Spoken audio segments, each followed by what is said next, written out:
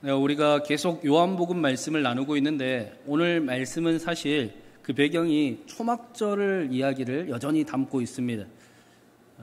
나면서부터 보지 못했던 시각장애인을 다시 예수님께서 보게 하신 그 사건은 요한복음 7장과 8장에 초막절에 예수님께서 하신 말씀이 어떤 말씀이었는가를 분명하게 보여주는 그 사건을 지금 실제로 예를 들어서 보여주고 있는 것입니다.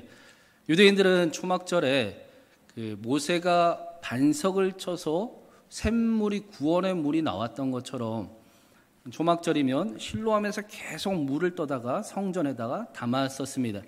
구원의 물, 구원이 그 물이 이 세상을 자신들의 삶을 회복하기를 간절히 원했던 것입니다. 그런 이스라엘을 향해 예수님께서 너희가 구원의 물을 기다리느냐? 내가 생수의 강이다. 누구든지 목마르거든 내게로 오라 라고 말씀을 하시고 그 말씀처럼 시각장애인에게 말씀하시기를 나를 믿고 실로암에 가서 씻으라 라고 말씀하셨습니다. 그가 예수님의 말씀대로 행하니 그의 눈이 다시 뜨여졌더라. 구원이 임하더라 라고 보여줍니다. 또 한 가지 유대인들은 초막절에 모세가 불타는 떨기나무에서 하나님을 만났던 것처럼 불기둥으로 광야에서 하나님께서 이스라엘을 인도하셨던 것처럼 그 하나님을 기다리며 하나님이 함께 하시기를 간절히 바라며 성전 여인의 뜰에다가 불을 항상 밝히고 있었습니다. 고대 세계에서 그 불은 보이지 않는 하나님을 보여주는 신의 현현을 의미했기 때문입니다. 제가 예배 시간에 강대상에 올라와서 이렇게 불을 바칠 때에도 저도 마찬가지로 하나님, 여기 주님의 이름으로 하나님의 자녀들이 사람들이 모였습니다. 성령의 불로 임하시고 우리를 새롭게 하여 주시옵소서 그렇게 기도하며 저도 불을 켭니다. 그런데 예수님께서 앞을 못 보고 빛을 잃어버려서 칠흑과 같은 어두움 속에 갇혀있던 시각장애인을 향해서 유대인들에게 보란듯이 나아가 내가 세상의 빛이다 하시고 어둠 가운데 있던 빛을 잃어버렸던 그에게 빛을 보게 하시고 빛 가운데 살게 하시며 빛을 향하는 삶을 살아가게 만드셨습니다. 요한복음 9장은 단순히 시각장애인이 다시 보게 된 그런 이적을 이야기하는 것을 넘어서 빛을 잃어버린 유대인들, 이스라엘, 빛을 잃어버린 저와 여러분에게 다시 빛을 보게 하시고 빛 가운데 거하게 하시며 빛을 향해 나아가 구원을 경험하게 하시는 그 예수 그리스도, 그 일을 위해 십자가를 향해 나아가고 계시는 예수 그리스도를 분명하게 보여주고 있는 것입니다. 그런데 하나님께서 유대인들이 그렇게 하나님을 만나기를 바라고 하나님의 구원을 기다릴 때 한 가지 명령하신 일이 있었습니다. 그것은 너희의 편안한 삶을 내려놓고 초막에 나가 일주일을 지내라, 초막절을 지키라 라는 말씀이었습니다.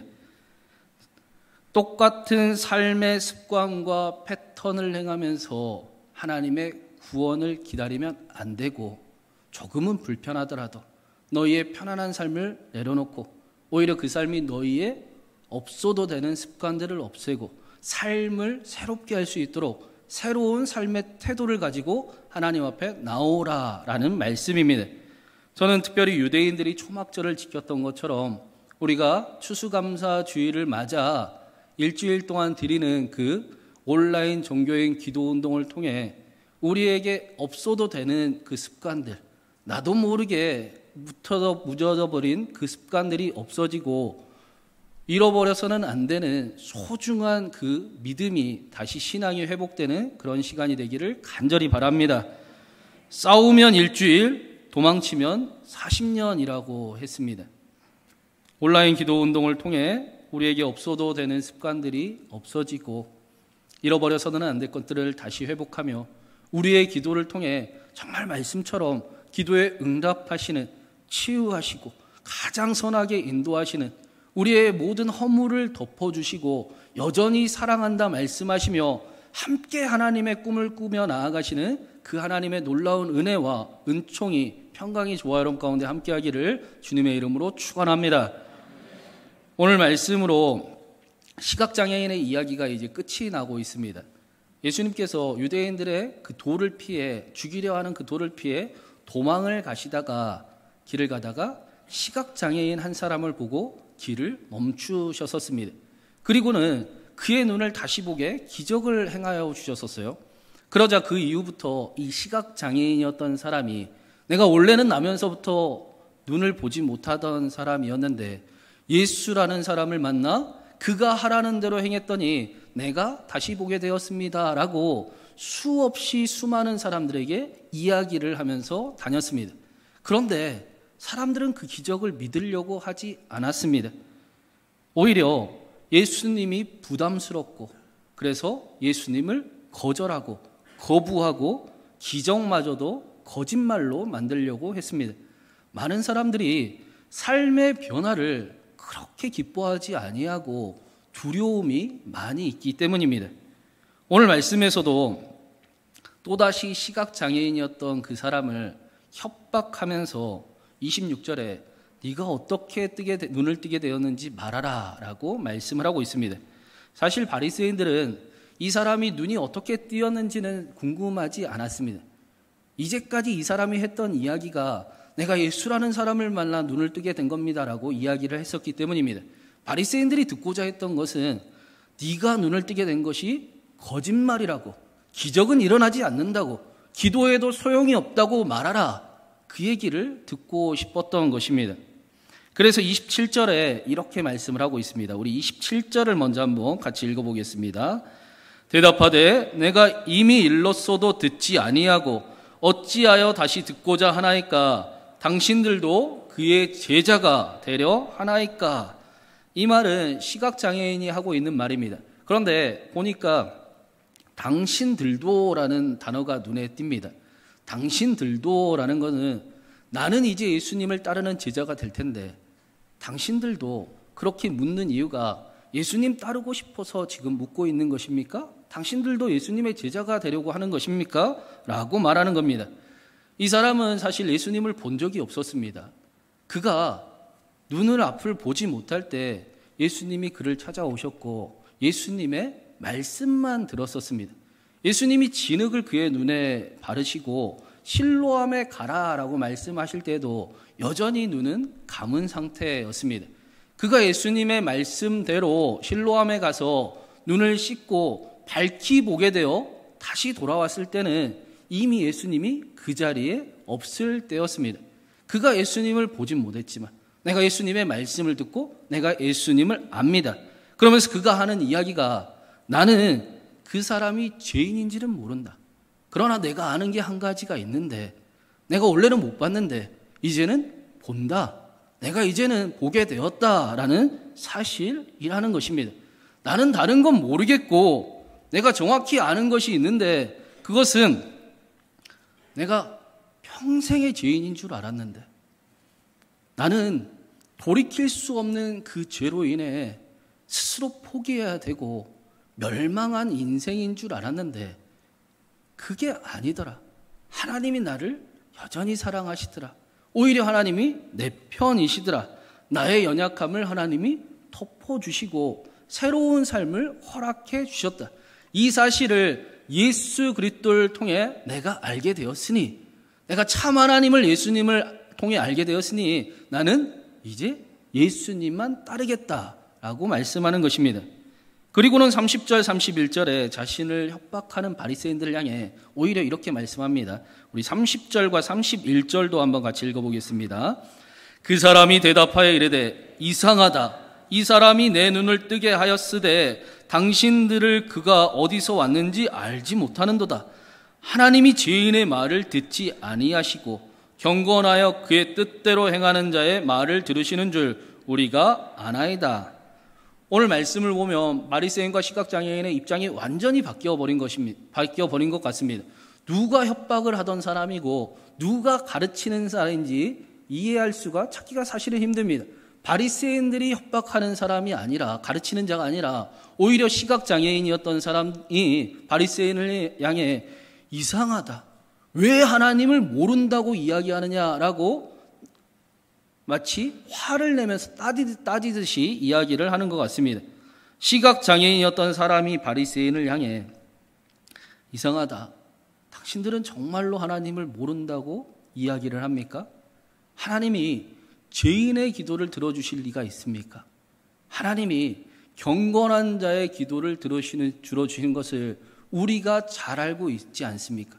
여기 당신들 앞에 그 기도의 응답이, 기적이 눈앞에 있습니다. 그런데 왜 당신들은 하나님을 모른다고 합니까? 이상합니다. 라고 오히려 바리새인들을 가르치고 있습니다. 여러분, 나면서부터 시각장애를 가졌던 이 사람이 하나님의 말씀을 어떻게 알고 있겠습니까? 당시에 장애를 가지고 태어났다라는 것은 죄인이라는 낙인을 찍힘을 이야기를 했습니다. 그러면 회당 안에도 들어갈 수가 없었습니다. 하나님의 백성에 속하지가 않습니다. 그 말은 하나님의 말씀을 들을 수가 없었다라는 것입니다. 그저 지나가면서 성전 앞에서 바리새인들이 수근거리는 이야기하는 소리를 들었을 뿐이었을 것입니다. 그런데 정작 하나님을 너무나 잘 알고 있다라고 이야기를 하고 심지어는 하나님을 가르친다라고 하는 바리새인들은 하나님을 모르고 하나님을 알 수 없었던 이 시각장애인이었던 사람은 참 하나님을 알고 있습니다. 이게 어찌된 일인가? 그 이유를 예수님께서 39절에 이렇게 말씀을 하십니다. 우리 39절도 읽어보겠습니다. 예수께서 이르시되 내가 심판하러 이 세상에 왔으니 보지 못하는 자들은 보게 하고 보는 자들은 맹인이 되게 하려 함이라 하시니 41절도 읽어보겠습니다. 예수께서 이르시되 너희가 맹인이 되었더라면 죄가 없으려니와 본다고 하니 너희 죄가 그대로 있느니라. 예수님께서 내가 보지 못하는 자들을 보게 하고 본다고 하는 자들을 보지 못하게 할 것이다.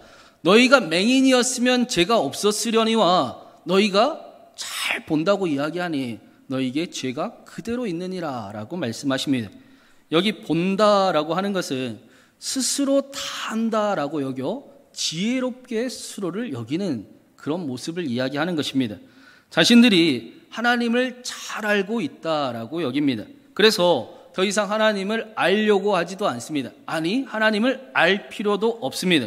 자신이 다 알아서 자신의 생각이 곧 하나님의 생각과 같습니다. 자신이 하는 판단은 하나님이 기뻐하시는, 정확히 하나님이 원하시는 판단이라고 착각을 합니다. 그러면 당연하게도 다른 사람의 말을 들을 리도 없습니다. 자신의 생각으로만 판단하고 자신의 뜻으로 모든 것을 정합니다. 성경은 이것을 보고 분명하게 교만이라고 이야기하는 것입니다. 반대로 맹인이 되었더라면이란 어린아이처럼 자신의 한계를 잘 아는 존재가 되었다라는 것입니다. 자신이 생각하는 것도 맞지만 다른 사람이 생각은 더 좋을 수도 있다라고 여기는 것입니다. 그래서 다른 사람의 말을 들을 줄을 압니다. 더 나아가 자신의 생각이 전부가 아니고 나는 할 수 없지만 내가 생각하기에는 분명히 불가능하지만 그러나 하나님은 하실 수 있습니다 라는 고백과 여백을 가지고 살아갑니다. 이러한 모습을 성경은 겸손이라고 말씀합니다. 바리새인들은 시각장애인의 말을 들으려고 하지 않았습니다. 자신들의 생각에 있을 수 없는 일이었기 때문입니다. 그래서 하나님이 베푸신 기적도 거짓말로 만들려고 예를 씁니다. 바리새인들은 잘 믿는다고 하나 하나님을 모릅니다. 반대로 자신의 한계를 잘 알고 있었던 시각장애인은 예수님의 말씀을 들을 줄 알았습니다. 예수님의 말씀대로 살아보기도 합니다. 예수님의 말씀대로 살아봤더니 구원이, 기적이 경험되는 것을 경험하는, 살아가는 인생이 됩니다. 중요한 사실은 바리새인들이 나는 하나님을 잘 안다, 더 이상 알 것이 없다라는 그 생각하는 그 교만함이 말씀대로 살아가지 않게 만들었다라는 것입니다. 반대로 나는 다 모릅니다. 나는 아는 것이 없습니다. 그러나 하나님은 하실 수 있습니다. 라는 그 겸손한 고백은 말씀대로 살아갈 수밖에 없는 인생이 되게 했다라는 것입니다. 제가 한 번은 집사님 한 분을 신방을 갔다가 큰 은혜를 받은 적이 있었습니다. 집사님께서 살아온 이야기를 하시는데 이 집사님이 교회를 다니기 전에 인생의 끝자락을 경험을 하셨대요. 자기가 하고 싶은 대로 마음껏 술 먹고 그런 일들을 즐기는 게 자신을 그렇게 망치는 인생인 것을 본인은 경험을 했고, 자신뿐만 아니라 내 가족들도, 사랑하는 사람도 망가뜨리는 간을 그 한계 끝자락을 경험을 했습니다.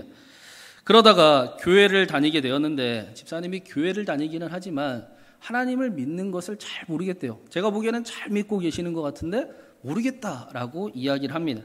그런데 그래도 그 집사님은 자신이 한계를 경험했기 때문에 하나님을 믿습니다. 정확히 이야기하면 하나님이 믿어지는 것이지요. 끝자락을 경험했으니 이제 하나님이 믿어질 수밖에 없는 것입니다. 그래서 한 번은 이 집사님께서 오랫동안 담배를 태우셨는데 담배를 이제 끊어야 되겠다라는 생각이 이렇게 드셨대요. 그래서 하나님께 기도를 했어요. 하나님, 날짜를 정하고 내가 그 날짜까지 하나님 담배 무조건 끊겠습니다. 도와주십시오라고 기도를 했습니다. 그리고 그 날짜가 아직 남았으니 담배를 피우면서도 손에 담배를 들고도 기도를 했대요. 하나님, 나 담배 끊을 겁니다. 담배 태우면서도 하나님 도와주십시오라고 기도를 했다라고 합니다. 제가 이 말을 들으면서 얼마나 은혜를 받았는지 몰라요. 여러분, 우리가 죄라고 생각하는 자리까지 예수님과 함께 가야 된다라고 말씀을 드렸지 않습니까? 집사님이 이렇게 살아가고 있는 겁니다. 여전히 비록 자신이 담배를 피우고 있지만 집사님은 담배를 바라보지 않고 담배를 끊게 해결하실 하나님을 바라보며 삶을 살아가고 있었습니다. 기도에 응답하실, 구원하실 하나님을 여전히 바라보면서 그 시간을 보내고 있었던 것입니다. 그리고 약속한 날이 다가와 그 날짜에 담배를 다 피우고 다 버리고 잠을 주무셨습니다. 그리고 그 다음 날부터 10년이 훨씬 넘은 오늘까지, 지금까지 담배 생각이 전혀 안 난다라고 말씀하십니다. 사랑하는 여러분, 지금 나와 함께 하시는 하나님을 느끼며 살아가느냐 아니냐는 작은 차이 같지만 우리 인생에 엄청난 결과를 초래하게 되는 것입니다. 하나님과 살아가는 삶이, 하나님과 함께하는 삶이 처음에는 불편할 수도 있습니다. 히브리서에서는 피 흘리기까지 싸우라라고 말씀을 했습니다. 그것은 확실히 싸워야 된다라는 말씀도 있지만 포기하지 말고 넘어지면 다시 일어나고 넘어지면 다시 일어나고 넘어지면 너희의 구원자를 보고 다시 일어나라 라는 말씀입니다. 아무리 하나님을 안다고 말해도 삶으로 살아가지 아니하면 하나님을 모릅니다. 그러나 하나님을 아무리 몰라도 삶으로 살아가면 우리는 하나님을 잘 알게 될 것입니다. 100주년 기념교회 은퇴하신 이재철 목사님의 요한과 더불어라는 설교집이 있는데 거기에 소개된 어떤 주부의 아름다운 글이 있어서 한번 제가 읽어드리겠습니다. 아이를 위해 기도할 때에 하나님께만 영광을 돌리는 귀하고 복된 삶을 누리게 해 주십시오 하고 기도하지만 또 이런 기도도 드립니다. 하나님, 딱꼭지를 먹게 해주십시오. 아이가 고통스러워합니다. 하나님, 트림이 잘 나오게 해주세요. 토하면 어떡해요? 하나님, 변을 본 지가 너무 오래되었습니다. 빨리 변을 보게 해주세요. 하나님, 소화가 잘 되게 해주세요. 이렇게 조금씩 먹는데 소화까지 안 되면 어떡합니까? 하나님, 지금 손톱을 깎아줍니다. 이 작고 여린 손가락 다치거나 피나지 않게 해주세요. 하나님, 코가 막혔습니다. 저는 할 수 없으니 하나님이 코를 좀 뚫어주세요. 이 어머니는 아이의 트림 속에, 아이의 딱꼭질 속에, 자신과 아이의 모든 일상생활 속에서 하나님을 뵙고 있습니다. 이렇게 매사에 하나님을 뵙고 느끼는, 그렇게 살아가는 삶 속에 어떻게 하나님을 모를 수가 있겠습니까? 어떻게 하나님의 능력이 경험되지 않을 수가 있겠습니까? 어떻게 선한 목자 되신 하나님께서 자신의 인생을 지금도 책임지고 계심을 경험해 보지 않을 수가 있겠습니까? 그래서 우리는 겸손하게 삶에 하나님이 하실 그 여백을 드리고 하나님을 바라보며 기도하는 삶을 반드시 살아가야 하는 것입니다. 우리가 이렇게 살아가야 하는 이유는 우리 마지막으로 34절과 35절을 한번 같이 읽어보겠습니다. 34절 35절입니다. 그들이 대답하여 이르되 내가 온전히 제 가운데서 나서 우리를 가르치느냐 하고 이에 쫓아내어 보내니라. 예수께서 그들이 그 사람을 쫓아냈다 하는 말을 들으셨더니 그를 만나사 이르시되 내가 인자를 믿느냐. 바리새인들은 결국 전직 시각장애인을 쫓아내었습니다. 예수님을 위해 옳은 소리를 하며 바리새인들을 심지어 가르치기까지 하던 그가 출교당하지 않은 것이 아닙니다. 쫓아내었다라는 것은 출교당했다라는 것입니다. 그의 삶에 이스라엘의 가장 최고의 형벌인 사형 선고와 같은 일이 지금 벌어졌다라는 것입니다. 그런데 그가 출교당했다라는 말을 듣고 예수님이 들으시고 그를 만나러 오셨습니다. 언어로 보면 예수님이 지나가다 만나신 것이 아니라 일부러 친히 찾아오셨다라는 뜻입니다. 출교당한 이 사람이 우연히 예수님을 만나게 된 것이 아니라 어려움 속에 있는 그를 예수님이 일부러 찾아가셨습니다. 그리고 만나 주셨습니다.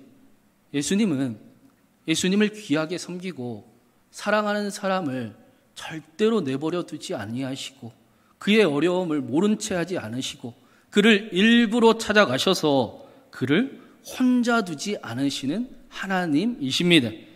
오히려 그의 삶에 하나님의 영광이 하나님이 가득 차도록 하시는 분이십니다. 예수님께서 이 일을 내가 인자를 믿느냐라고 말씀하십니다. 인자는 사람의 아들이라는 뜻입니다. 또 다니엘서에서 인자가 세상을 다스리고 심판할 것이다라고 예언을 하고 있습니다. 인자를 믿는다라는 것은 하나님께서 사람의 아들로 오심을 믿느냐라는 것입니다.